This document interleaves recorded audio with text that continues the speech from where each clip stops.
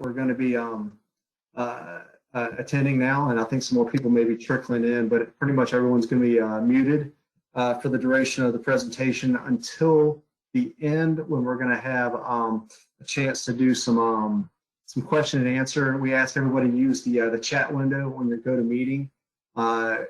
It's a great tool, but if you have questions throughout the presentation, throughout this webinar, people are going to be able to ask questions, and we have a couple moderators standing by, and you're probably going to recognize some of the names, so we're pretty excited to have Cliff Hefner is going to be one of our moderators. He's one of our technical sales folks that helps manage our MGIS clients, our GIS clients, so we're pretty excited about that. And Jeff Shaner from Esri is also attending today, and he'll also be helping moderate.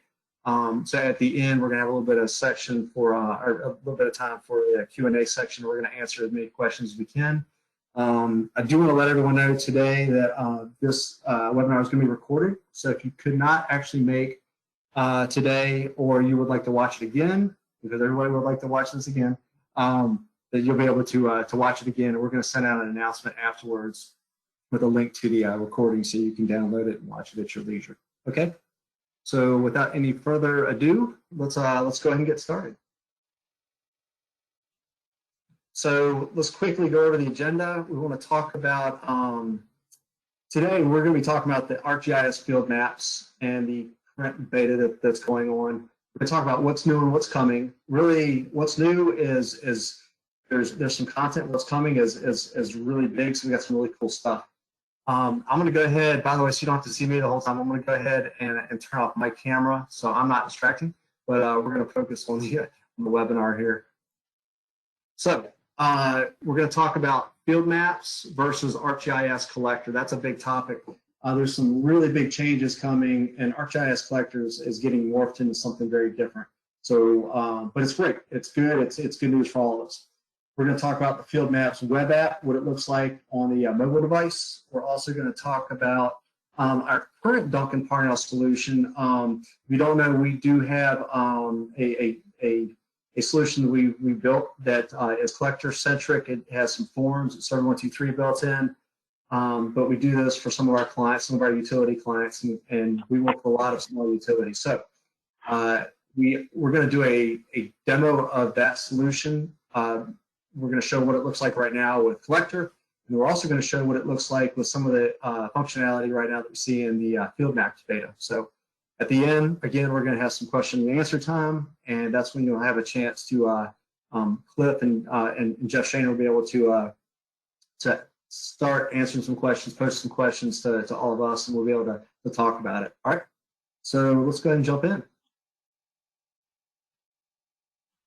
So the team presenting, myself, my name is Russell Varhovac. I'm a technical sales representative with Duncan-Parnell. Peter Thompson is our utility solution business development specialist. He's great with mobile applications. He works with a lot of our clients, and he focuses on utility solutions. And because of this beta, this is a good opportunity for us to start talking with our clients. So what Peter's done, he's got his really strong solution built, and we're going to start, he's going to talk about what he's doing with it now, or how our clients are using it, and also what we're doing with it. Moderating the web chat, again, is Cliff Hefner, technical sales representative with Duncan-Parnell, and Jeff Shaner, who most people recognize the name from, he's the Field Apps Project Engineering Lead from SRI. So very excited to have Jeff with us today, and we've got a full suite of people to help answer questions. I'm pretty excited. All right. So the current Esri mobile ecosystem. Right now, we're looking at Collector and Server 123. That's really the backbone of our data collection. I've been using it for years. I've loved it. I've had a lot of fun with it. I've got a lot of clients using it, and people really are devoted to it. Workforce is also there. It incorporates ability to manage assets, assign work orders, track people and jobs, from beginning to end. And I've also included the icons here. Some people may recognize the icons more than they do the actual name of the application. So we're going to talk about Navigator and how it gives navigation capabilities, routing, manage travel modes, asset searching, field teams. We're going to discuss Explorer and the markup capability that's currently in Explorer, but will be migrating into the field maps. solution, as well as Tracker, which is a little bit of a newer solution, but Tracker gives the ability for teams and individuals to manage, to figure out where they've been, document it, provide accountability, add to safety, and also document the history. So these are a lot. This is pretty heavy, and all this stuff's going to be rolled into the field app. So we're really excited about these capabilities and what it's going to mean for our clients. Why the evolution of field maps? Well, it's all about efficiency. So right now we've got 5 apps right now, and I'm not going to get back into each one because you guys have probably memorized the icons by now. But 5 apps instead of 1, or just 1 for the field user. Field users have mobile devices, and they've got only limited space. They're probably working in a cloud, in a cellular environment, wireless. So that's a lot for them to manage. So this is one of the reasons why field maps is really going to be a good option for people. It will give you the ability to manage access through roles, not necessarily the apps. Instead of having everybody sign into an app itself, they'll have a role assigned to them. They will have paid for it, and they will be able to log in and use it. And no matter the app, they'll have increased or decreased functionality. So it's a very different way of looking at it, but I think it's going to be more efficient in the long run. GIS teams will be able to operate more efficiently, enabling time to be spent on data quality instead of application development. I'm a GIS analyst by trade, but I spent a lot of time building applications, and let me tell you, there's days when I really just want to look at a spreadsheet. But the applications are fun, but you build enough of them, and you really realize the time sink it causes on teams. So I think this will be definitely a time saver, and it will shift the way people manage their GIS teams a little bit. So how is this going to roll out? So right now, Field Maps is currently in beta, and we're in phase 1. There's going to be 3 phases that we've been alerted to. Field Maps, we're looking at being out of beta around first quarter next year. Next year sounds like a long way off. It's not. It's only a couple of months. So we need to get on top of this now and learn it. But wait, what happens to Collector Survey 123? Well, that's still in the works. Survey 123 is going to continue on its own. It will continue evolving as it has been. But Collector is going to be slowly be phased out. And I think last I heard it was maybe 6 months from the launch of Field Maps. So that's coming faster than not. So we need to be on top of this now. So real quick, talk about the different portions of the phases. Phase 1 is Esri's premier apps being rolled into Field Maps to be used in mobile devices. Workforce coordination will be phase 2, so that'll be using work order management, managing staff in the field. And then phase 3, we're talking about Navigator, turn-by-turn navigation, which is going to be a really nice function to be offered all in one solution, so the field teams don't have to swap out an app, sign out of one, sign into another, and so on and so forth. And we're expecting another release later in October. And every release, we have more stuff to test and review. So this is an ongoing process. We're working with Esri closely on this. So the beta program is really, really strong, and we're trying to leverage as much as we can to help Esri and in turn also help our clients. So the hot topic: what does Field Maps look like? The highlights, we're going to talk about the highlights and major shifts into Field Maps. So you can see right here what Field Maps looks like on the web app, but also on the back end on the website. It's going to be one app for field teams. That's going to make it really easy. It's going to allow users to collect, navigate, track, manage the work, and manage the workers. That's always a big thing. In GIS world, it's not always easy to manage people. Do better with data, right? Well, but now workforce being implemented, we'll be able to manage the work and the workers. So that's going to be a big improvement all in one solution. So we're really excited about that capability, and that's something we're already talking with our clients about. What do you need to be aware of with Field Maps? It's not going to support the Windows platform. All right, so we're looking at Apple and Android only. This is last I heard, this is where it stood. I don't see the Windows platform being used. Collector is just being reimagined in the Field Maps. So you can see we've got Explorer, we've got Tracker, we've got Collector, we've got Workforce and Navigator. and smart forms all going into one solution. That's really cool. That makes that one solution a one-stop shop for your GIS teams to build one device, one solution, and for your field teams to use one solution. So that's going to be really really useful. Some apps will stick around in the current format, but we'll talk a little bit about that here later. Some functional improvements, some things that I've heard people personally say, man, this is really killing me. Battery optimized location tracking, being able to adjust battery consumption using tracking. That it will eat a battery. iOS devices are notorious for eating battery. So when you add in location tracking, that can add to it. So we did hint around a little bit about Navigator and about turn-by-turn navigation. Being able to have your data collection solution and be able to click on an asset and navigate to it with your choice of navigation apps is going to be a huge plus for a lot of teams. The Explorer for ArcGIS markups were used. It just wasn't that easy to use them after you did a markup. So with field maps, we got increased functionality for creating, using, and sharing those markups and sharing device to device. That's going to make it really easy. Advanced symbology using Arcade. Arcade's been around for a little while now, but people have gotten used to it. I think the timing is right for people to really start using Arcade and build their apps to be a lot better. And also, because of that, they're going to be able to focus on one app using Arcade to build those that custom symbology. So instead of doing it for 5 different apps.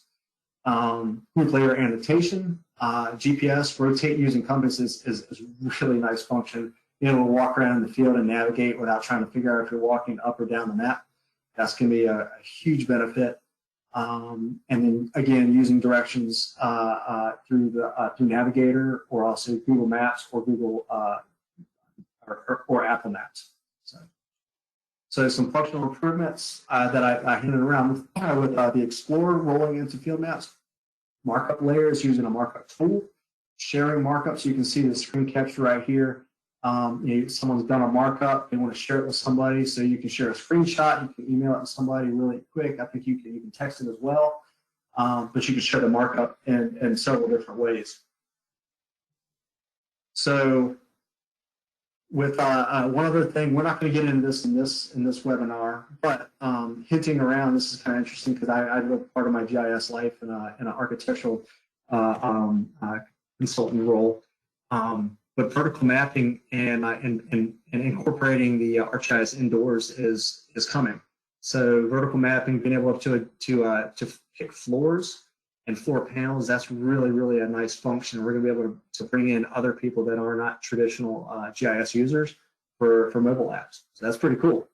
And also, I want to point out, Android version now has snapping. So we're really excited about that. That's something I've been clamoring for, and having snapping, in a mobile app is just hugely beneficial for field teams to be able to do as much work in the field and lighten the load on the back end folks in the office doing a desktop GIS.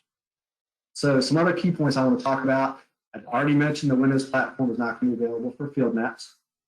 Collector is expected to go away within 6 months of field maps going live. But the ones that are going to be sticking around are Survey 123, Quick Capture, Mission, Indoors, and ArcGIS Earth. So no changes to them. They may evolve separately. I'm not quite sure about that, what that means, because I'm not Esri, but we're going to keep our finger on the pulse and get that information back out to you and our clientele as things pop up. So the field maps road ahead, the 3 phases. Phase 1 right now is where we're at. Esri's premier apps for mobile devices. Phase 2, workforce coordination. We're going to be working workforce into our existing solution that we provide to our clients. And then phase 3, the turn-by-turn navigation, working Navigator back into field maps. So another release later this month. We'll add some more functionality, as we get through this beta process. So it'll be interesting to see. So we'll probably have to back up, do a little more testing, and see how it responds, and then move forward into the next phases. So this is moving very fast. This is very ambitious, but we're excited to be on board. So how is Duncan-Parnell addressing the shift? We have a lot of clients. A lot of clients use our services as consulting. They buy equipment from us. You know, we got involved in the beta program because we want to be right on the front line. We want to know what's going on. But we also want to be able to actively engage our clients and discuss these developments, what's going on, what's new, what's coming, and how they might be able to leverage. Reviewing and applying the benefits of a migration, you know, once Field Maps does go live, it's going to give our clients a little bit of an edge in you know, either reducing costs, operational costs, bringing in new technology, or just, you know, getting that budget increase that they need, and they may need to know how many man hours it's going to take to actually get something like this up and moving. So the faster they get it up and moving, the faster they learn about it, the quicker they can plan ahead to get this built. And then just, you know, learning about the solution itself and how to mitigate is one word, or capitalize on the differences between the old and the new solutions. There's a couple of different ways you can look at it, but I prefer to focus on capitalize, because there's a lot of new great stuff in Field Maps, and we're looking forward to offering that back to our clients, and also get some feedback from you, you know, here down the road, and find out what you think about this. And I'm sure editors is probably interested in hearing about that too. So currently, we're in phase 1. Again, we are dipping our feet, but it's not really, because we already have our own mobile solution built, but we're also starting to swap out components and do side-by-side comparisons to check functionality, responsiveness. We're working tracker and forms into our solution, which some of our clients have not asked for in the past, but now that it's going to be easier to get access to, that might be a good thing to have. And then just planning ahead with our clients, make sure they understand what it is and what's coming, and when they're going to have to do something, because this is going to be, you know, for some clients, they're going to have to either not use it anymore, or they're going to have to migrate into it. So we're pretty excited. This is going to give us some options to some new ways to interact with our clientele. Phase 2, workforce. Phase 3, Navigator, turn by turn. So with that being said, I want to introduce everyone to Peter Thompson. He's one of our utilities and GIS solutions specialists. He's built a really strong suite of applications, and he helps all of us make sure we're successful. So he has some really great stuff he's going to talk about today with you, and he's going to show you the web app, where it's at now, where it's at, where we're going with it, and what we're trying to do with it for our clients to offer it back to them. All right. So with that being said, I'll turn it over to Peter. All right. Thank you, Russell. And hopefully everybody can hear me. Bear with me while we change presenters really quickly. I'm going to share my screen with you all. So hopefully we now can see my screen, and what we're looking at is a web app built on ArcGIS Online. So quick backstory on the solution that Duncan-Parnell offers is we're offering a full-blown GIS solution completely hosted on ArcGIS Online. What I'm showing today is specifically a gas solution for leak inspection. So it's a really specific solution, but we're hoping it does a really good job of showing the capabilities of not just field maps, but also what ArcGIS Online can do. So this was actually built for a specific customer. Now, this is our demo data. We kind of replicated what we did for the customer. But again, this is a very specific solution, and what the customer needed is they needed the ability to go out and do a leak inspection on all meters that they have within their system, but also along all service pipe and distribution pipe. For today's demo, we're going to only focus on meters, and keep in mind that Field Maps is still in beta. We're still learning it as we go. This was probably fairly ambitious of us, but we're really excited with what we've come up with. So we're going to dive right in. What we've got here is a system map of a gas solution. We've got meters here, valves, etc. And I've got these things color-coded as to whether they've been inspected or whether they need to be inspected. You can see we kind of started in this little cul-de-sac. If we click on asset, you can see the meters have been inspected 5/1/2020. Inspection is current, and it's done every 3 years. So what's going to happen in the background is there's a script that runs that compares the inspection that we've done with the previous inspections, and it updates the actual attribute table of that feature and gives us this information. So the first thing we want to do is I'm going to pull up my tablet, and we are using Explorer and Collector for the solution. For what I'm showing, I'm going to be doing Explorer because the folks that are doing the leak inspection, we don't want them monkeying with the geometry. We don't want them changing any geometry or attribution on the actual meters that will be inspected. So I'm going to launch Explorer. As you can see, it's going to look exactly like that web map that we had. And what I want to do, and we're going to inspect, let's say this meter here. So if I click on that meter, it's going to pull up, I've got fat fingers, so I can pull up everything.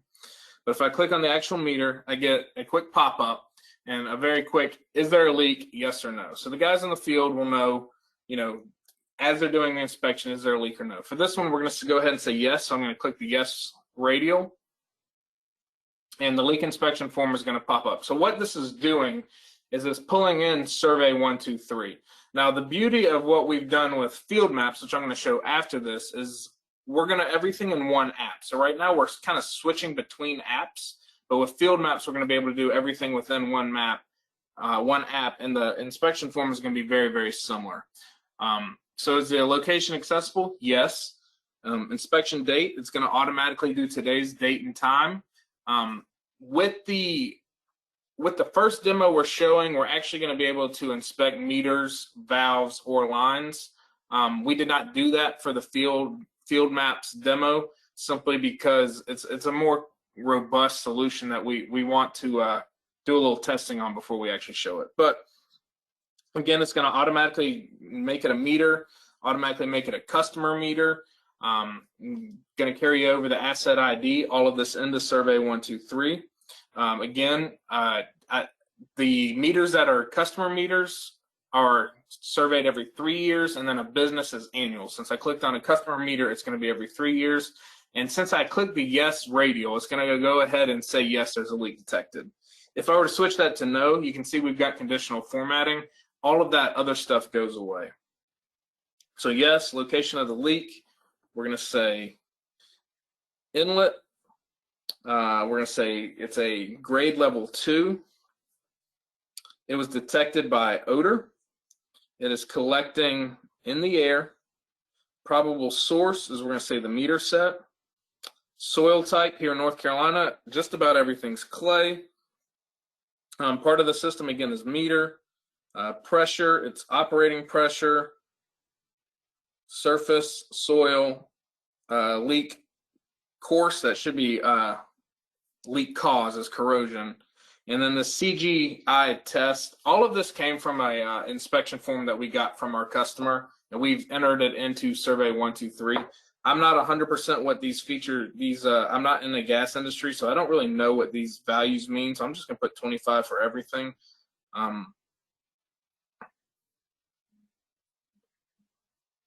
So if we go on, remarks, we can say, you know, inlet leak detected.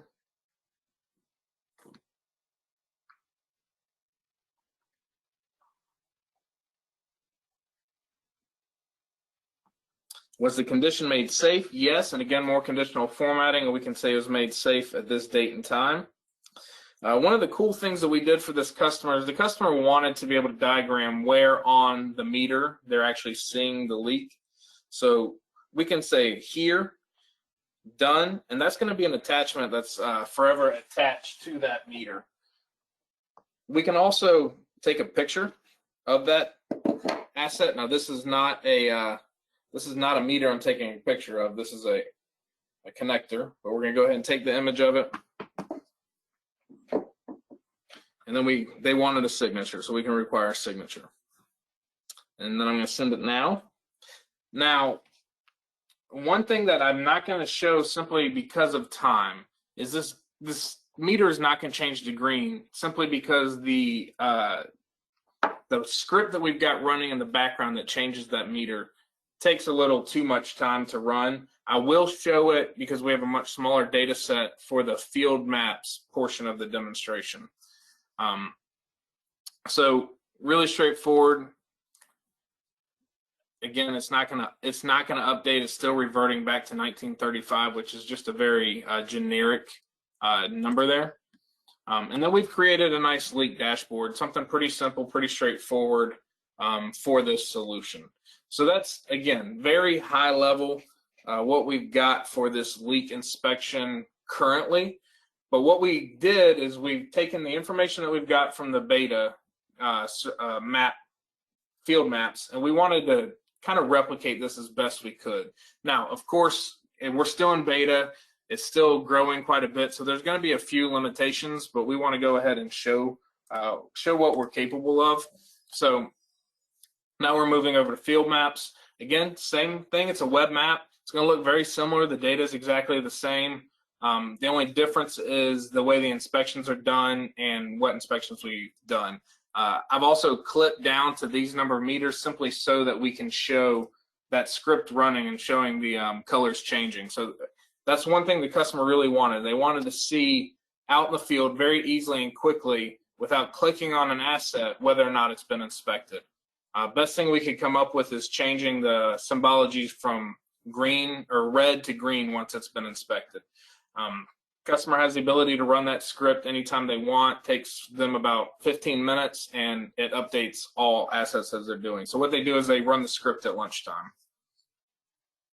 So again, we did not quite do the same as we did on the previous demonstration, but has the meter been inspected? No, pretty straightforward. If we click on this one, has the meter been inspected? Yes, and then we can see the leak here. We did this differently on this particular demo because we are using a relationship table for this inspection. For the previous inspection, since we were able to actually inspect valves, lines, and meters all at the same time. We did a very robust survey 1, 2, 3 form with really robust conditional formatting. So it's not an actual relationship table. So there is some magic scripting that goes on in the background that has to update these features. So now for what we're all kind of here for is we're going to launch the Field Maps beta app. Now, one thing I really, really like that Esri's doing with this field maps is it's incorporating Explorer, for our purposes here, incorporating Explorer and Collector into one app. Really like it. So for my particular customer, the guys that are actually going out and doing the collection of the new assets as they're being installed can use field maps to do the collection. The guys that are doing the leak inspection, which are actually contractors, can use the exact same app. So my GIS guys at this utility only have to really manage one app, one map, and it's all based on roles in the users. So again, we're in field maps. Excuse my GPS accuracy. I'm inside, and there's no real easy way to get GPS to show while I'm at my computer.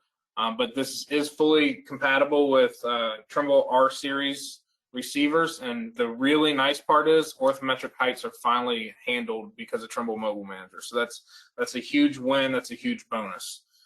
So we're going to go ahead and we're going to inspect this meter here. So if I click on the meter, again, I'm going to see the same pop-up, but what I'm going to get instead is I have this leak inspection. So this is going to take me to that related table, and this is where the forms from field maps come into play. With that conditional formatting, which is really strong, we can group the form. So the form was built off of a related table, but it's much more robust than the previous just kind of flat attributes that you would have when you were working with specifically collector. So I'm going to say the inspector. I'm Peter. The inspection date, we're going to make it today. Was the location accessible? Here's some more conditional formatting. So if I say no, why is it inaccessible? I could say big mean dog, didn't want to get bitten. Or I can say yes, and then that question's not there. Leak status, again, if I say no, no other questions come up. But since we have that rich conditional formatting and we are in fact doing a leak inspection, if I click yes, then I get more questions that come up. we're going to follow roughly the same inspection form that we followed on the last inspection. So location of the leak, I believe we called it the inlet last time. Where the grade, we're going to go ahead and make it a grade 2. Leak information detected, again, by odor. So these are all domains that we actually put on the leak inspection related table, whereas with Survey 123, we used XLS to get some really rich, robust Survey 123 forming. So it's kind of 2 ways to do it. I think I kind of am leaning towards this new way with field maps. I like it a lot. So it's collecting, I think we said in the air last time, it really doesn't matter. We're going to kind of follow the same idea. Probable source, again, this is a meter. Soil type here in North Carolina is clay. Leak cause, we're going to say it's corrosion. And these are those values that, me not being in the gas industry, I'm not 100% sure what they represent. Somebody's probably on the line banging their head, you fool, ppm is pretty straightforward, parts per million, but I'm not sure what it is. So we're going to just enter these random 25s. Part of system, again, we're going to say it's the meter. Pressure, we're going to say it's operating pressure. Surface. So really what we want to show here is that you can take domains, you can have multiple values, you can have conditional formatting, you can have grouping. That's really what we really wanted to show. And completion, yes, it was made safe. Date and time, again, more conditional formatting, that it was made safe. Additional remarks, I have no additional remarks.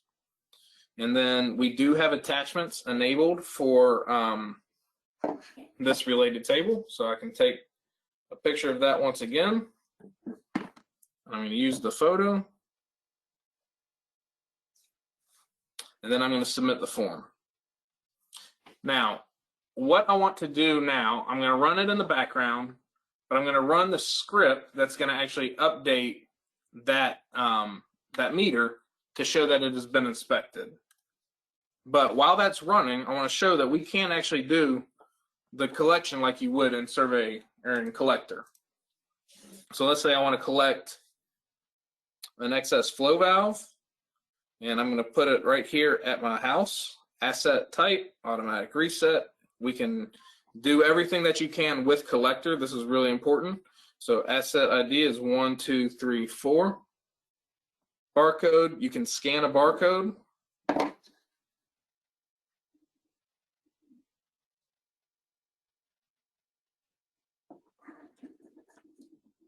It's better with a barcode scanner. Trimble's got a great, the Nomad 5 barcode scanner is really, really good. This camera is not great.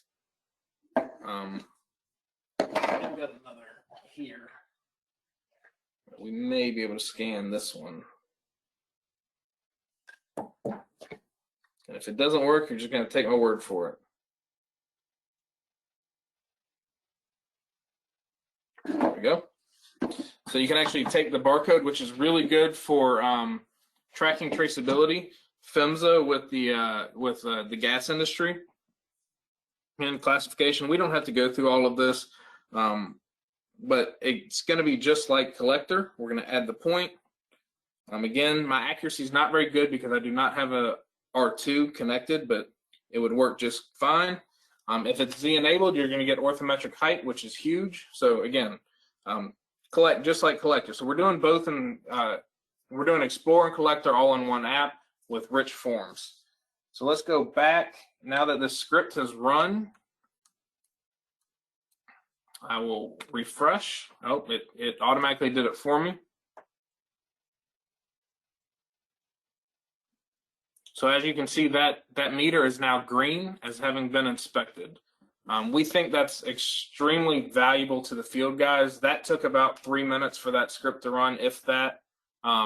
Really makes it crucial for those guys to be able to see, hey, we've already inspected this meter. We don't want to duplicate our work. It's going to save us quite a bit of time.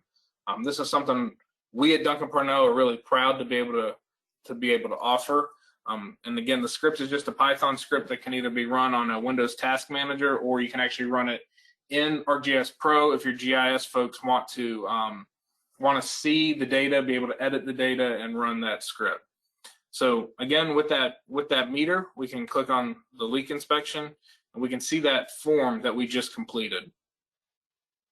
So that's the one we just completed. You can actually pull up again. Oh, that picture turned out wonderfully. But you can actually complete that.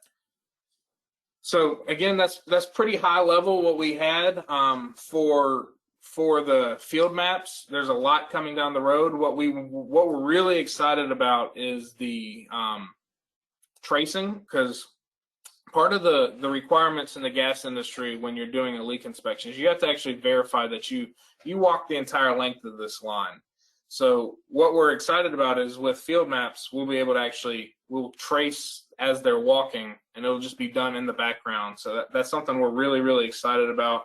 And with that, I'm going to bring Cliff online, and I think we've got a few questions we want to try and get. If you got questions for Russell, me, or Jeff, we'll be happy to answer them. So Cliff, you can hop on, and I'm going to stop sharing my screen, I believe.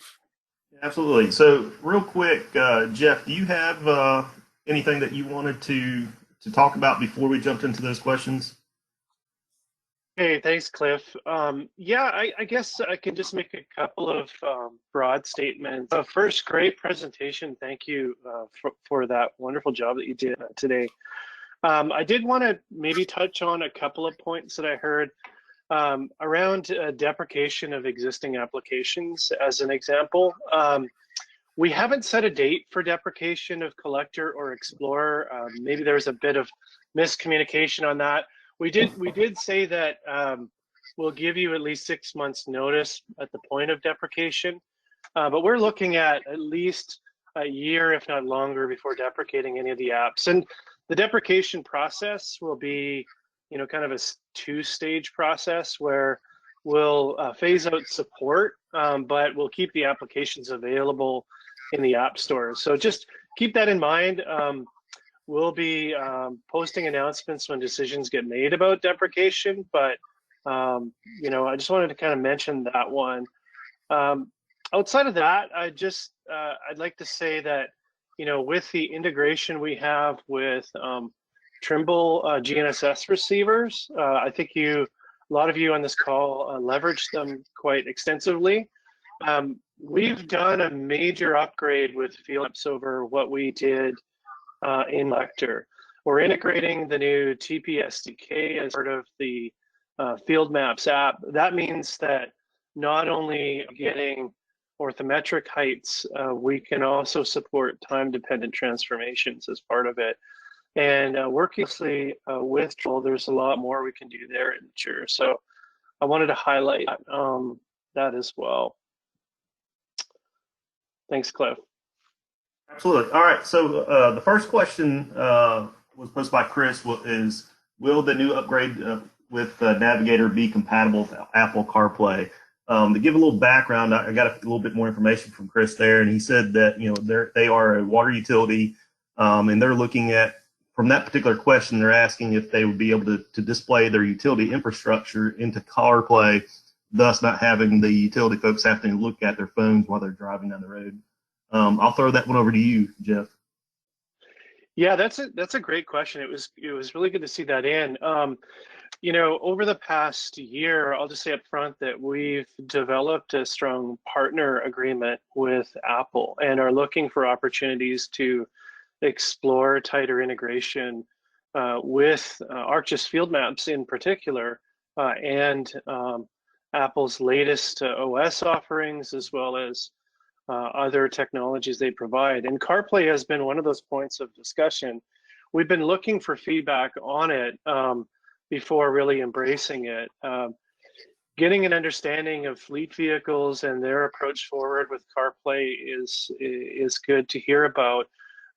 We're looking at, as we bring Navigator in, adding features like that, just like we added Apple Watch support for Tracker, and also bringing in kind of this hybrid mode with the navigation capabilities, where information that impacts the resolving of a route could be dynamically driven by barriers or other conditions like traffic and whatnot, as well as local content.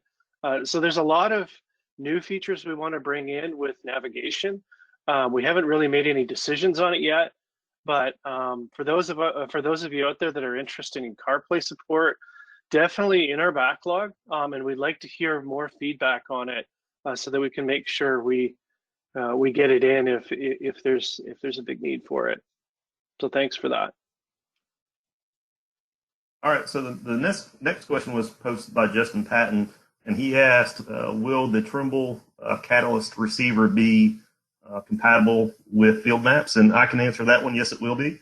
It's currently supported in Collector, and it will be supported in field maps as well. Another question, we have some areas that we have poor service and have to download offline maps for Collector.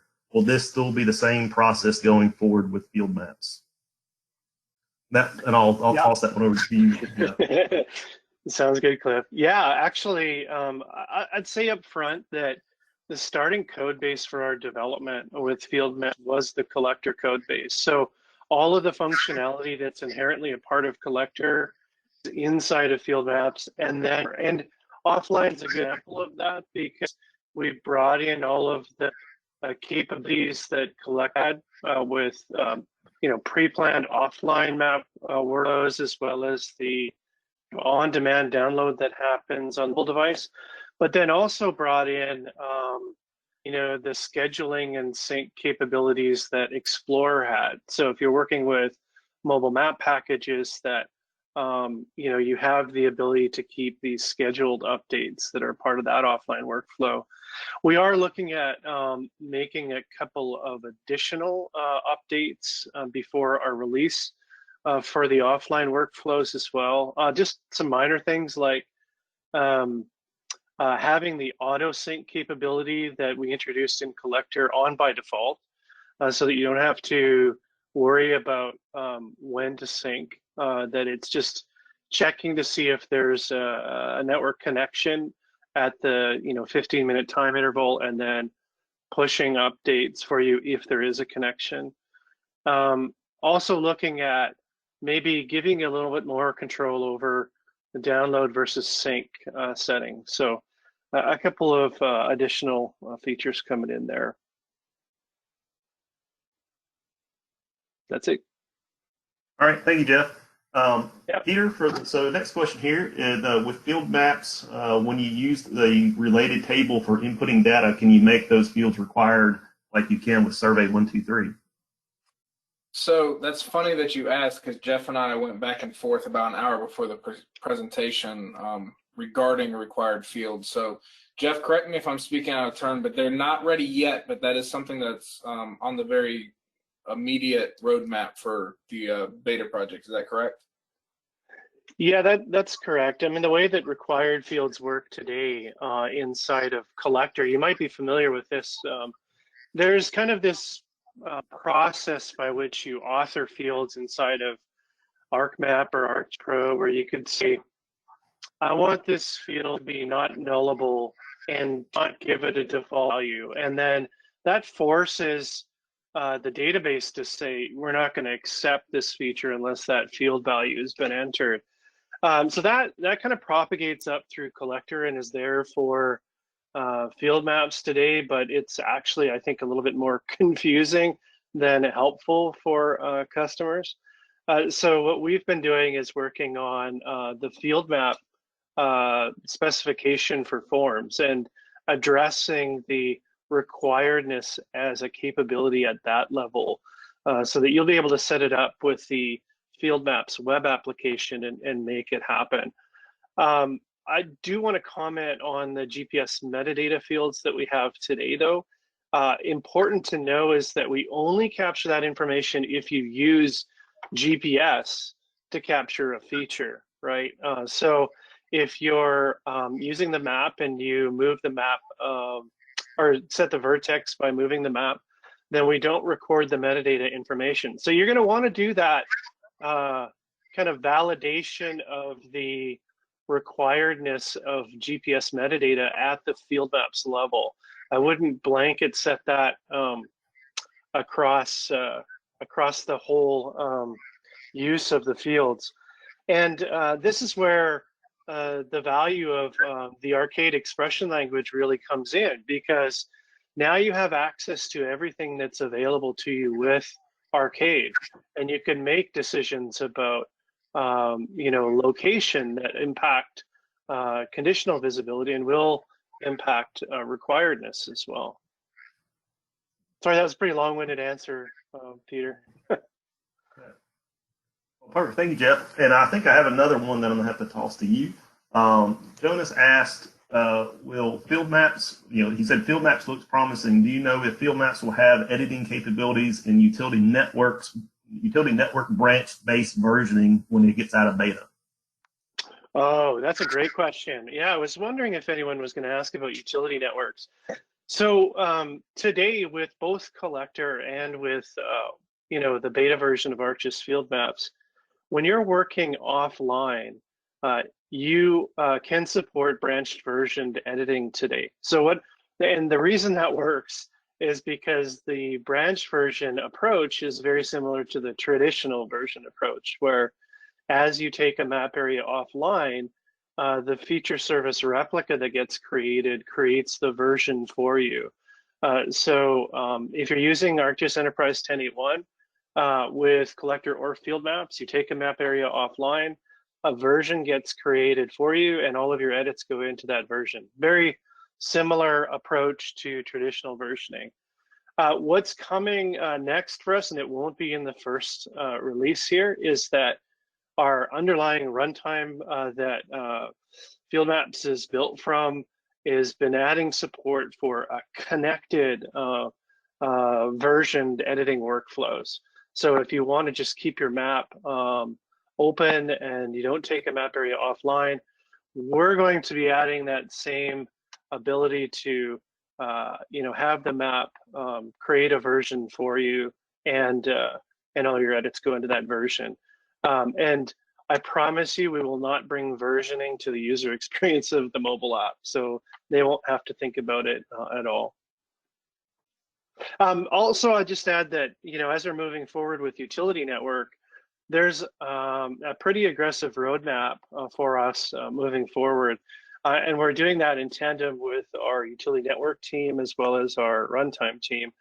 And it'll be coming in a set of phases throughout next year, starting with connected workflows for viewing containment and associations, adding support for tracing of the network.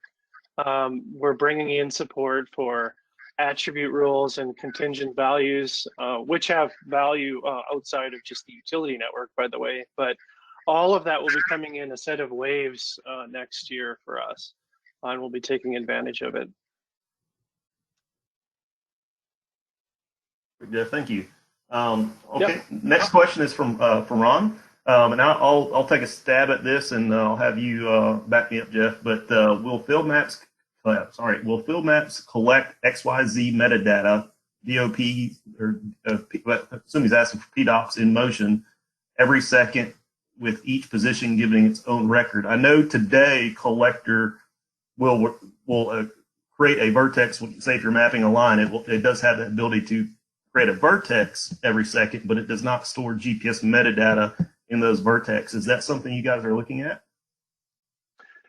Yeah, that's a good question. I mean, what we can do is you can add, and there's a geoprocessing tool for it, and there's some Python scripts for it. But for a point feature layer, you can add GPS metadata to it, and we'll store all those measurements for each point feature.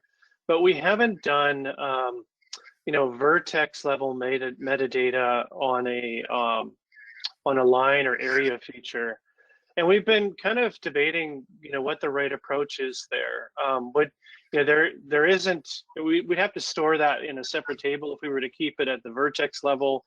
There's all the challenges of what happens if you update that vertex. What does that mean for the accuracy of the line feature? Maybe we should store the averaged accuracy information across a line feature. We haven't gone there with any of that yet. So if there's need to kind of support, vertex level metadata or an averaged accuracy for a line or area feature, it'd be great to kind of get some of that feedback from you all, and maybe some use cases of why that's important for lines and areas, and how you'd want to see us maintain it. Like in older apps, I'll go way back. We had the ability to disable map-based editing. We don't have that in field maps. We never introduced that in Collector, but we could, like in the Windows mobile product line, we could force you to only adding or modifying vertices or points using GPS, and that's a good way to maintain that metadata. We don't have that capability now, so we're looking for the importance of it and whether or not we should add it. So throw that information into our idea site, or if you're part of the beta program, we'd love to have you chime in the user forums for field maps that way too. Awesome. All right, so again, I'll take another stab at this one and ask you to back me up. Will field maps navigate with compass distance bearing? Will it beep within 5 minutes of a waypoint? So I know with the current version of Collector, if you select the feature and you choose the compass, it will give you a distance and a bearing to that feature. I know it does not give you a beep indication today. Is that potentially something you guys are looking at, Jeff? Yeah, we've heard it a couple of times. We've added it into our backlog. We haven't expanded on that feature yet. I think there's lots of possible things we could do there, especially now that people have peripherals like watches, and we're seeing more, use of, wireless headphones. So it becomes a little bit easier to hear some of that. We could do haptic feedback on devices too. So it's an area we want to expand on. We haven't gotten much feedback on the compass feature yet. So maybe part of that is, people hadn't discovered it much, or they've been waiting for more integration pieces with it, but it'd be good to understand where people want us to go with it. We could definitely add beeps. We could do all kinds of different things there. Just looking for that feedback. So yeah, that's a good one. If there's other apps that you use today that you want to see us take advantage of features on there, like, I don't know if it's maybe some, like the older versions of, like, was it TerraSync or whatnot, and you want to see some of that coming in field maps, happy to work with you all on it. So. Absolutely. So as regarding feedback, Jeff, where would be the best place for a user to post that? Right now, the ideas don't reflect field maps yet, because we haven't released, but there will be Field Maps GeoNet forum that includes an ideas site. I'd say right now the best feedback for field maps is for people to join the beta program and add their feedback there. I can grab a link for it and post that into the chat if that would be useful. Absolutely. All right. Next question. We can't use AGOL. Will field maps use the Duncan-Parnell apps? I think that's what he's asking, for the DP apps work with our local enterprise portal. Peter, I'll let you handle that one. Sure. So portal is going to function just like AGOL, ArcGIS Online. We do not have an enterprise server or portal here at Duncan-Parnell, and we were targeting really small utilities that have limited to really no GIS, where ArcGIS Online is just the perfect fit for them. So absolutely, it'll work with portal for sure.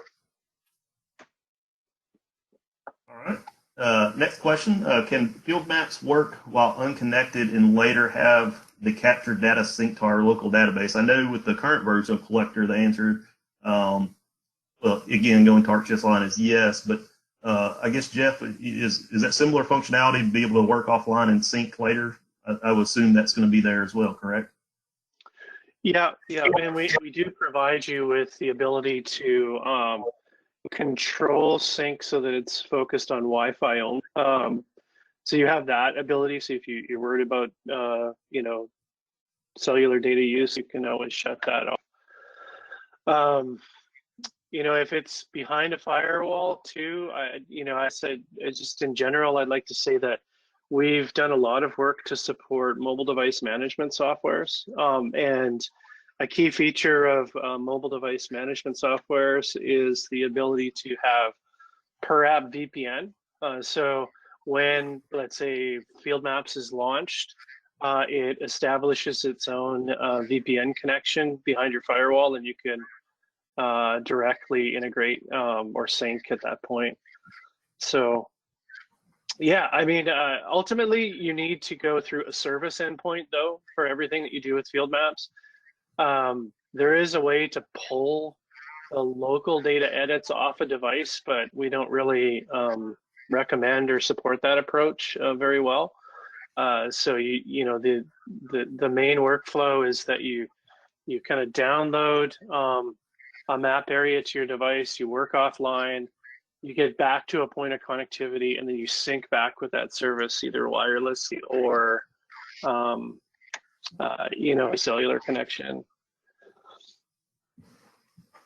All right. So I've got another question. I think that's probably going to be best for you, Jeff. Tori asks, how do you manage connections to standard databases like PODS or UPDM, etc.? Oh, PODS and UPDM, I do know a ton about. We have our whole pipeline team that kind of focuses on that. But ultimately, the way that data is, that's stored inside of the spatial database, whether you're representing it using the PODS model or the UPDM model, is that it's published as services that are then wrapped into a map. And that's how you work with them in our field apps. So the service really is the endpoint by which you can edit the data and you can download content for offline use. And our pipeline team has a lot of demonstrations that they could highlight that show off working directly against a PODS or UPDM database. So I'd kind of refer over to them. I don't want to try to play a pipeline effort on TV. That's just not forte, but we can always get in contact with them if they'd like to know more. All right. Thank you, Jeff. All right. So the next question was from Scott. Will Field Maps be compatible with Catalyst? Yes, it is. I believe that should be coming. If it's not already out, should be coming out in one of the future betas. Todd asked, looks great. More of a workflow question than Field Maps functionality, but can you just add a field or inspection yes, no on the hosted feature service, or maybe in a related table to show the status as inspected or not in real time in order to avoid the Python script delay in updating the web map for field staff? Peter, I'll throw that over to you. So yes, the answer is essentially yes. You could put a inspected field yes, no. Couple reasons we did not do that, and also you cannot. There's no way to symbolize off of a related table as well. So to the very last part of the question, you can't symbolize off the related table. But the reason we didn't go with strictly a has it been inspected yes, no is twofold. One, we were trying to limit the button pushes for the folks in the field. So if we were to update the attribution of the actual meter, then they would have to update that attribution and then switch to the related table and or survey 1, 2, 3.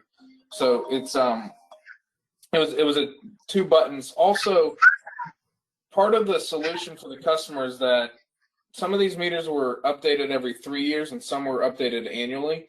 So when that 1 year time has occurred or after 3 years, we wanted the meters to automatically switch. So at 365 days, that meter then switches from inspected yes to inspected no, or inspection current, inspection not current. Same thing with the 3 years. So it's based on the type of meter. We updated with that Python script as to when it changed. So Could you do it with inspection question in the attribute table? Yes.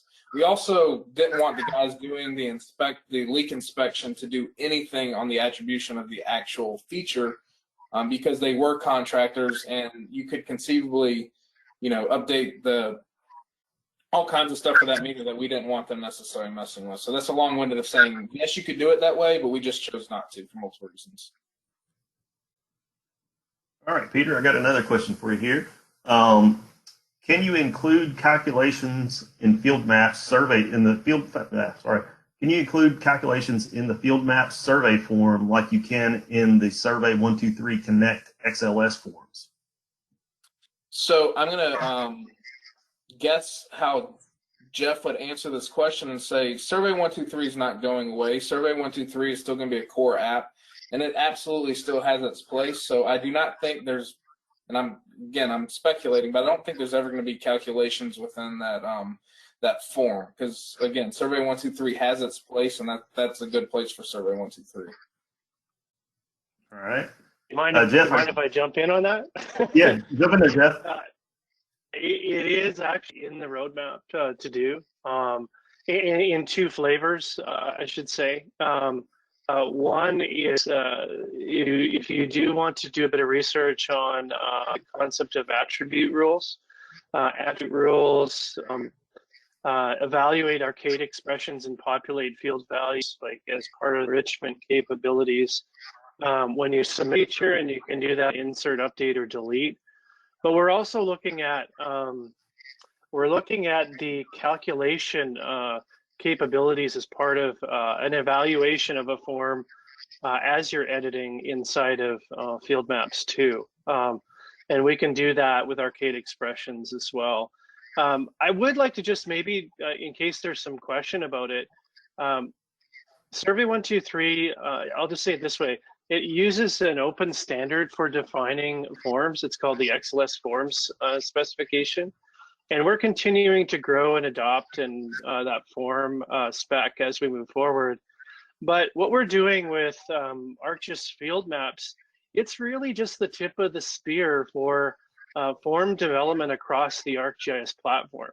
I'll post a link into the chat, and it's kind of a more detailed description. But what we've done is that we have added support for form definitions in ArcGIS at the web map level. And what we've started right now is just inside of field maps, but also it's going to be available for editing in web applications and in ArcGIS Pro moving forward too. So you can think about this as kind of an evolution of our platform, where the forms capabilities in field maps is just the starting point. All right. You got another one that probably be best for you to answer, Jeff, which I think it looks like you answered a little bit lower down in the chat. But are there any plans to support field maps on the Windows platform? Yeah, I was starting to add that. It's hard to multitask, type and talk at the same time. But we haven't ruled Windows out. We've been debating whether or not we should do Windows moving forward. The adoption of our field apps with Windows has been really, really low compared to the iOS and Android platforms.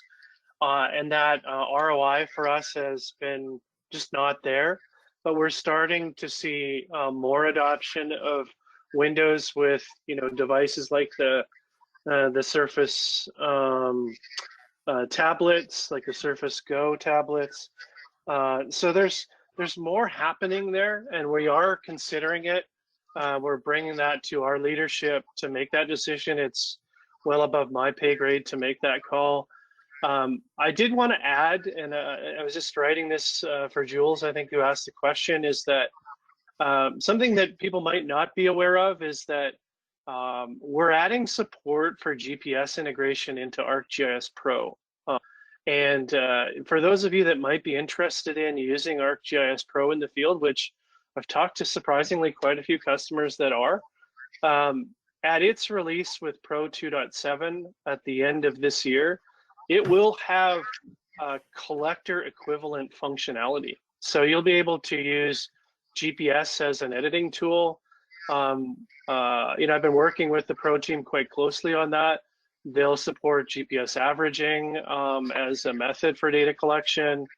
We already have them actively testing and developing with the Trimble R2 receiver, so we'll know for sure that it's going to work well with it. And we're going to expand those capabilities in Pro moving forward too. So we're going to provide you with options with Windows for sure, whether or not the decision's made to support field maps with it on Windows. So just thought I'd throw that out there. Interesting, Jeff. So will the functionality of that be similar to, I guess, the GPS toolbar that's currently in like ArcMap?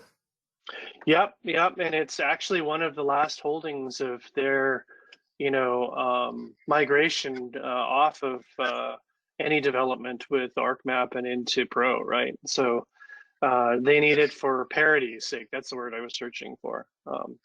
And then I've been working with the team to make sure that that expands beyond just what ArcMap's parity was, but can cover a lot of the field data collection workflows that we have with Collector today. And if you haven't noticed with Pro, it also supports downloading maps and that same sync framework that Collector does. So it could be an exciting new development moving forward. Excellent. All right. So I see you also answered this one a little farther down in the chat. Will custom URLs work with field maps? Yeah. So if you are part of the beta program, all the app linking capabilities there today, so you can just take advantage of it. And we've got a bunch of examples of that. So, if you want to continue like you had in the past, maybe linking Explorer and Survey 123 together, or Collector and Survey 123 together, you can continue to do that. Or custom applications, like we've been working pretty close with the CityWorks team to make sure that they are supporting the app link schemes as well. Excellent. Well, from looking at the chat, I think that covers all the questions that we have today. I would encourage everybody to go over to the beta program that had requests for functionality improvements.